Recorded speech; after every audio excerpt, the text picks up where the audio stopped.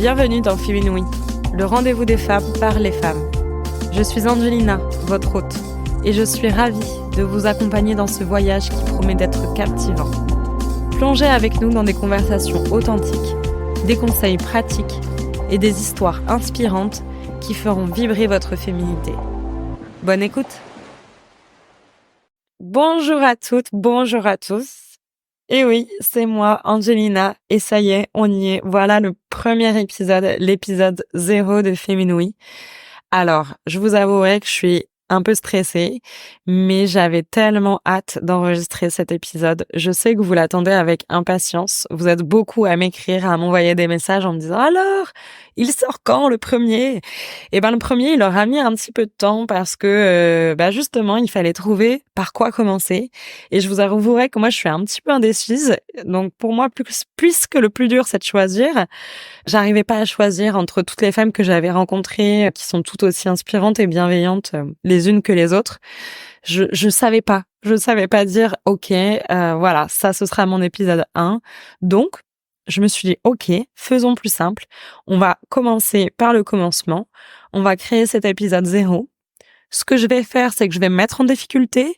Je vais être la première à me mettre à nu face à vous. Et puis comme ça, une fois que ce sera lancé, la machine sera lancée et on pourra partir vers de nouvelles aventures. Faut dire aussi que j'avais très envie de prendre la parole, même si c'est pas évident, parce que j'avais très envie de vous parler de l'origine du podcast. Derrière ce projet, je suis sûre que vous vous demandez quelle est l'histoire. Donc voilà, je vais commencer par là.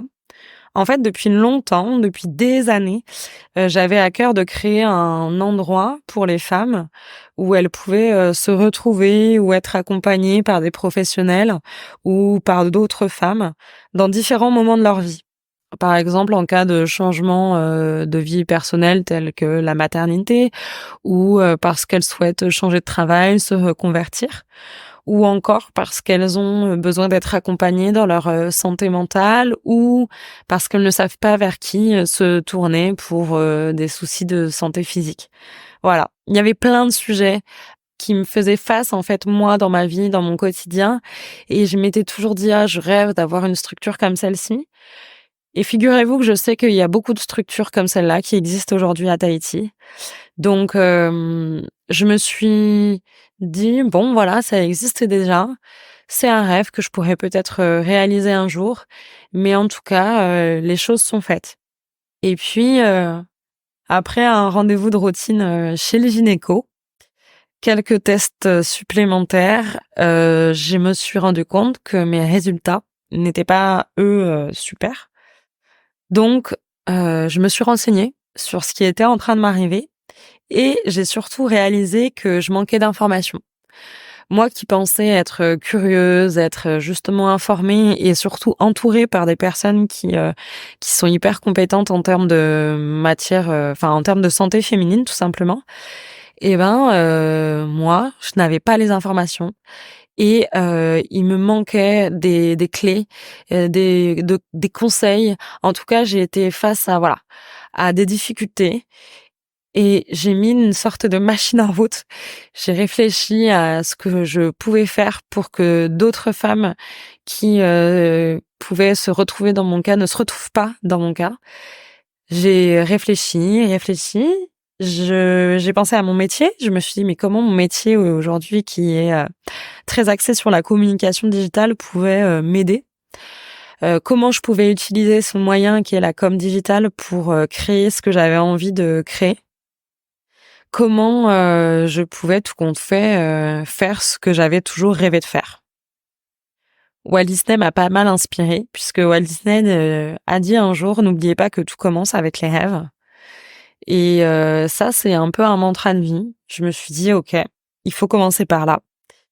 Je sais ce que je suis capable de faire. Je sais que j'ai des compétences en termes de communication digitale. Donc, je vais utiliser la force des réseaux sociaux et la force des réseaux digitaux, tout simplement. Je vais utiliser la force de la parole, la force de l'écoute, la force féminine, cette sororité. Et je vais y mettre ma petite touche personnelle, mon identité, pour créer ce podcast. C'est comme ça qu'un jour, j'ai dit à mon mari un soir, je crois que j'ai envie de créer un podcast. J'ai envie de créer un podcast pour les femmes, pour démocratiser des informations qui me semblent en tout cas importantes, pour les rendre accessibles autrement, gratuitement, et euh, et pour donner des conseils, pour donner un peu de bienveillance et dire à toutes les femmes qui pourraient écouter ce podcast, vous n'êtes pas seules. D'autres sont passées par là et d'autres ont fait face. Sauf que créer un podcast, c'est beaucoup plus facile à dire qu'à faire. Donc, il y a eu un énorme fossé pour passer de je crois que j'ai envie de créer un podcast en novembre 2023, il me semble, à en créer un pour de vrai. Aujourd'hui, on est en avril 2024 et j'ai fait face à beaucoup de choses. J'ai fait face à moi-même déjà parce que je suis quelqu'un de très perfectionniste, très à l'écoute du regard des autres, de l'avis des autres.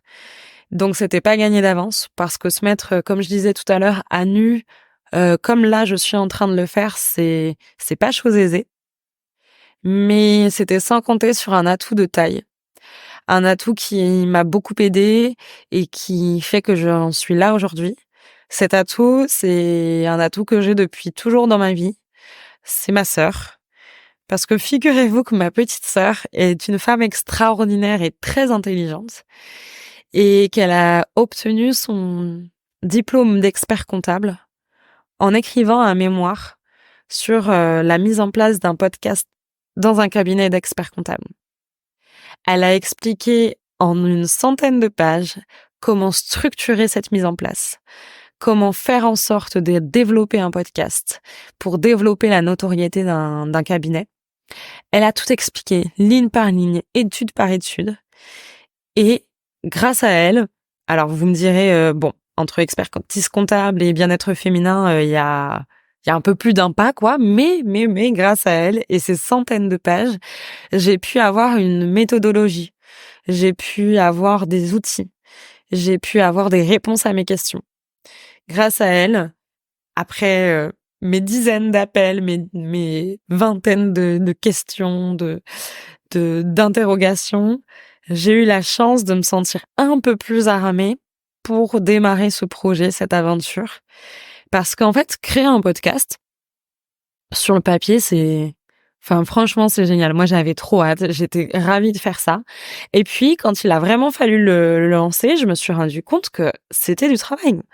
Il fallait réfléchir à un objectif, à un public cible, à un fil conducteur, à une histoire, à une aventure. Il fallait aussi réfléchir au contenu, au format qu'on voulait y donner, aux moyens d'enregistrer ce contenu, mais aussi aux moyens pour monter ce contenu, publier, héberger, parce qu'en fait, derrière un épisode de podcast qui sort sur une plateforme d'écoute, il y a tout en avant, il y a énormément de choses à préparer, il y a énormément de communication à faire aussi, de statistiques à analyser, voilà, il y a vraiment beaucoup de choses. Et là, je parle juste d'un épisode, de la construction d'un épisode, parce que bien sûr, moi, j'ai voulu faire les choses un peu plus compliqué que ça, j'ai choisi d'inviter des personnes dans mon podcast. Le podcast, ce sera avant tout des interviews de femmes. Donc, il faut les trouver, ces femmes. Il faut les contacter. Il faut réussir à les convaincre. Il faut les rencontrer. Il faut les enregistrer. Il faut passer beaucoup de temps à rire, à pleurer peut-être parfois aussi, et à donner et à recevoir. Alors, grâce à une méthodologie plutôt bien rodée grâce à ma sœur, merci Mimi, j'ai avancé pas à pas vers ce moment. Celui-là où je suis en train de vous parler et je vous donne un petit peu de moi pour espérer vous apporter un petit peu de joie.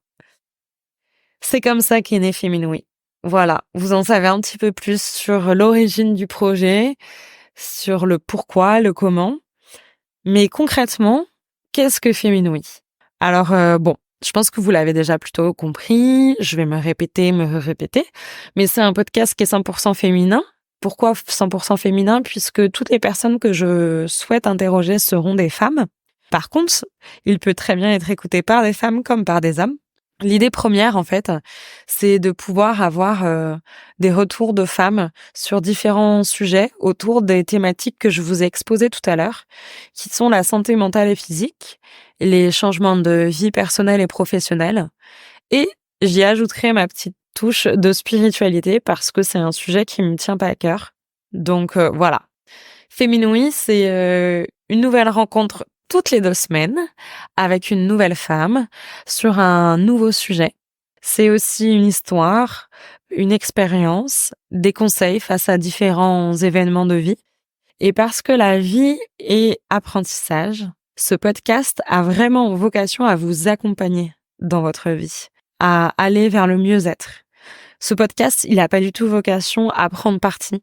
Il se veut neutre et il est plutôt là pour vous donner des outils, des tips qui pourront peut-être vous aider.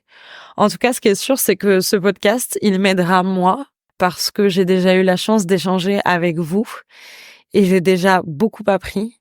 J'ai réalisé à quel point j'avais de la chance d'habiter en Polynésie, d'être entourée par des femmes qui sont généreuses, bienveillantes et qui sont prêtes à elles aussi se mettre à nu si ça peut ne serait-ce qu'aider une seule personne, ne serait-ce qu'apporter un peu de baume au cœur. Ce podcast, il a vocation à répondre à vos questions. Donc n'hésitez pas, si vous avez une histoire à raconter, si vous avez des conseils à donner, je serais vraiment ravie de pouvoir vous rencontrer. Et j'espère que vous aurez envie de faire partie de cette aventure. J'espère pouvoir vous dire à très bientôt pour un nouvel épisode. Et j'espère de tout cœur que toute la force, tout le soutien et tout l'amour que je reçois, je pourrai vous le rendre au moins autant.